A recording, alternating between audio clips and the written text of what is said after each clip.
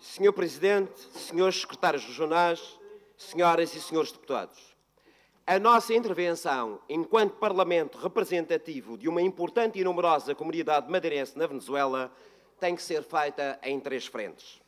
A primeira, como Assembleia Democrática, temos a obrigação de condenar de forma inequívoca o regime e a ditadura que se instalou naquele país, acoberto de um socialismo autocrático que levou a Venezuela à miséria e a uma crise humanitária sem precedentes.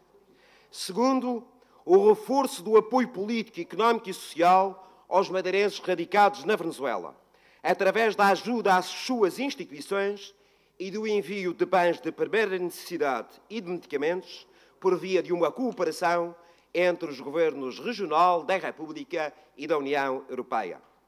Terceiro, um programa de acolhimento aos madeirenses que regressam às nossas ilhas por via de medidas facilitadoras da sua integração, como a aprendizagem da língua, a equivalência de habilitações, a informação sobre as leis do trabalho, a divulgação dos programas comunitários de apoio ao investimento e de criação de empresas e o acesso à saúde e a outros bens e serviços públicos.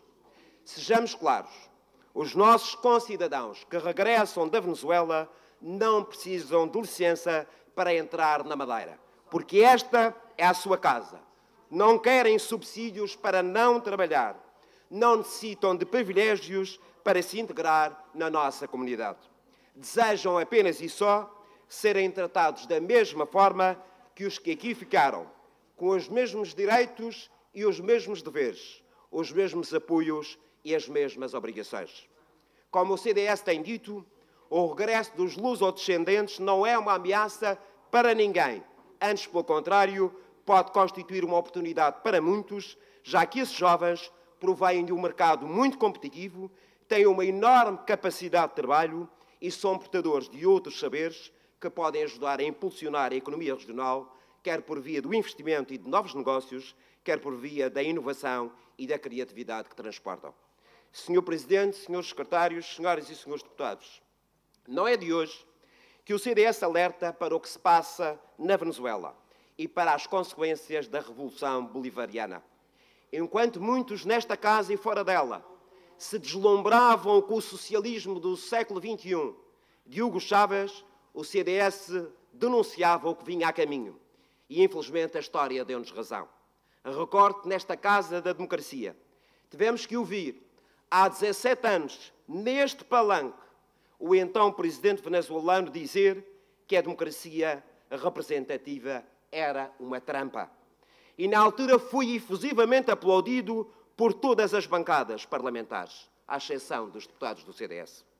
É por isso que temos toda a legitimidade e toda a autoridade para falar do que se passou e do que está a acontecer na Venezuela. Aquele país, outrora próspero e cheio de oportunidades, possuindo enormes riquezas naturais, com as maiores reservas de petróleo do mundo, se bem que confrontado com enormes desigualdades sociais, atravessa um dos piores períodos da sua história e passou de Eldorado a inferno para milhões de pessoas. A Revolução Bolivariana, com o lema Pátria, Socialismo ou Morte, conduziu o país ao caos e a uma crise humanitária com a fuga de 2 milhões de cidadãos para os países vizinhos ou os imigrantes para os países de origem. A democracia na Venezuela se deu lugar à ditadura com sucessivos golpes constitucionais. O Estado de Direito foi substituído pela violação dos direitos humanos com prisões arbitrárias dos opositores. A economia de mercado foi anulada pelas nacionalizações e pela fixação de preços. Em vez de fundar um verdadeiro Estado social, apostou-se no assistencialismo e na subsidiodependência. Os resultados estão à vista. A regressão para metade do produto interno bruto, aumento da corrupção, degradação total dos serviços públicos, em particular da saúde, mortes por falta de medicamentos, a generalização da miséria, fome, aumento da violência, saída de quadros qualificados e êxodo das populações. Senhores deputados da esquerda radical, a culpa não é do imperialismo norte-americano. A responsabilidade é dos populismos do socialismo autoritário que se instalou na Venezuela. E a culpa também é vossa porque apoiaram esse regime.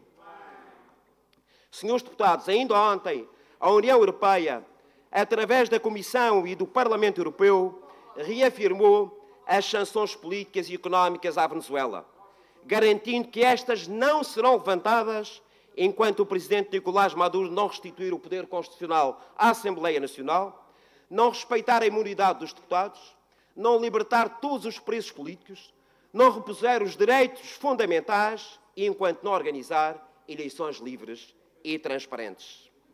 As esquerdas que proclamam a sua superioridade moral sobre tudo o que as rodeia e que não perdem uma oportunidade para alardear a defesa dos direitos humanos, apesar da sua negra história no leste da Europa e noutras zonas do globo, está queda e muda com o que se passa na Venezuela. Todos os dias os mais básicos direitos dos cidadãos são violados, mas não se ouve um protesto, não se ouve um alerta para denunciar o sofrimento do povo daquele país e para o que está a passar a imensa comunidade madeirense lá radicada. Há dias foi a vergonha de prenderem preventivamente portugueses e lusodescendentes por alegada violação de leis comerciais, como se isso fosse uma razão suficiente para pôr uma pessoa atrás das grades sem culpa formada e sem julgamento. Foi preciso muita pressão do governo português e da União Europeia para que esses portugueses fossem libertados. Onde andam as esquerdas que fizeram com legitimidade um frenesim com a prisão de Luati Beirão em Angola? Onde estão os partidos de esquerda que reclamam e bem contra as loucuras de Donald Trump, mas fazem por esquecer a violência do Estado na Nicarágua de Daniel Ortega? Onde param os que afirmam e bem a sua preocupação pela possível ascensão de Jair Bolsonaro à chefia do Brasil, mas já ignoram a ditadura em Cuba? Onde estão aqueles que se incomodam, com toda a razão, com uma possível democracia musculada no Brasil, mas já ignoram as atrocidades de Nicolás Maduro?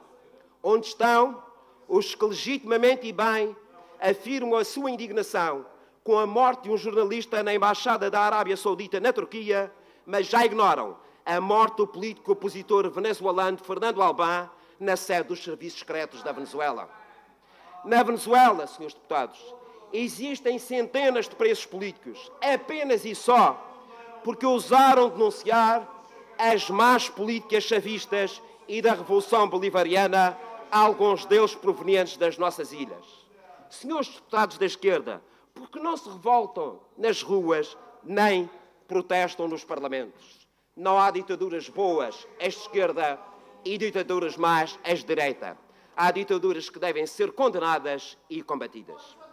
Senhor Presidente, senhoras e senhores deputados, a esquerda radical em Portugal, protagonizada pelo Bloco de Esquerda e pelo PCP, e por alguns setores, felizmente ultraminoritários, do PS, continua a iludir as populações e a prometer o céu na terra.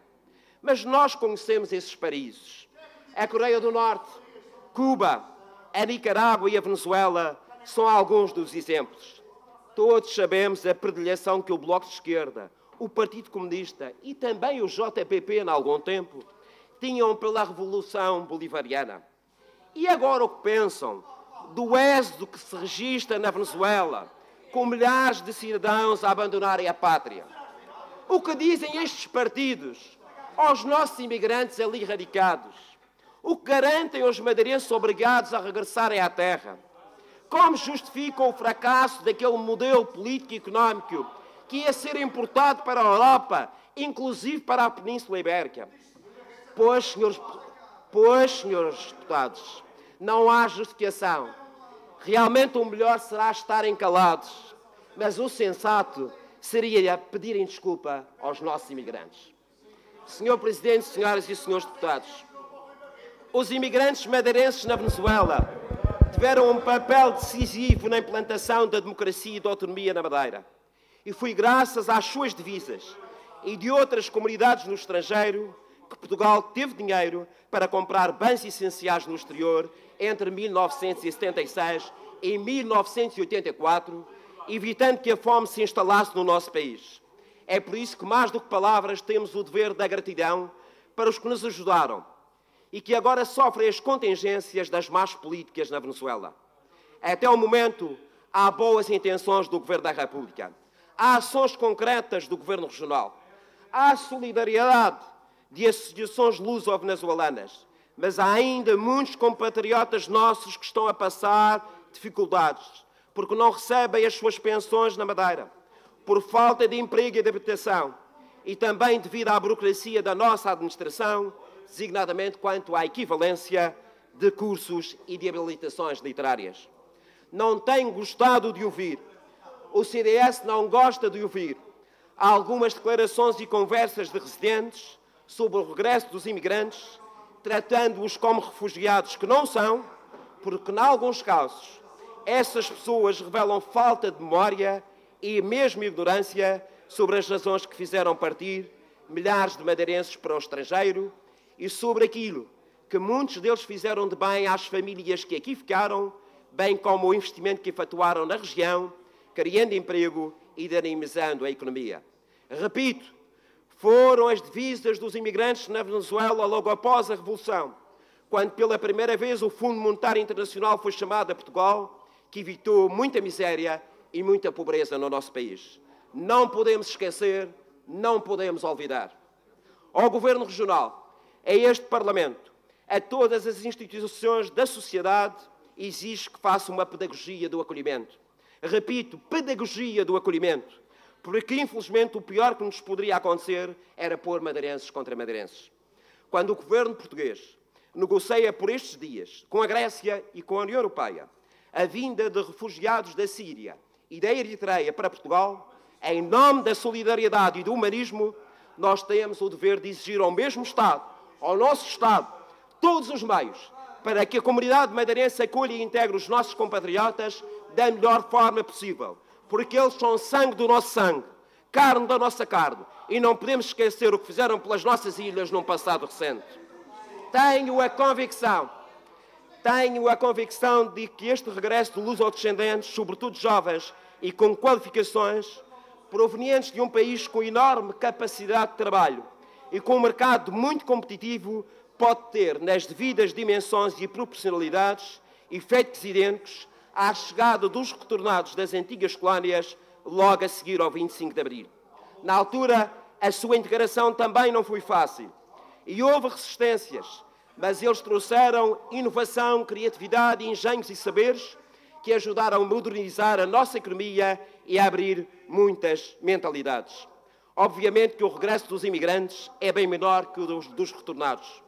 Por enquanto, pois nunca se sabe o que aí vem na Venezuela e as perspectivas na África do Sul não são as melhores. Mas estou certo que a maioria dos madeirenses, a larga maioria dos madeirenses, independentemente das suas ideologias, saberá receber e acolher de braços abertos os nossos imigrantes que regressam e que pretendam aqui residir e trabalhar, por todas as razões evocadas, mas acima de tudo porque praticamente não há uma única família da Madeira que não tenha imigrantes por esse mundo fora. Os nossos concidadãos que regressam são madeirenses de primeira como nós. Eles não querem facilidades, desejam apenas oportunidades, porque lá como cá, eles já demonstraram a sua capacidade, o seu trabalho e o seu mérito. Estou certo que a Madeira saberá estar à altura de mais este desafio e de acolher esta nossa gente que retorna à terra-mãe. Cada um desses imigrantes faz suas as palavras de Simão Bolívar. Juro por Deus, juro por meus pais e juro por minha honra que não descansarei, enquanto viver, até que tenha libertado a minha pátria.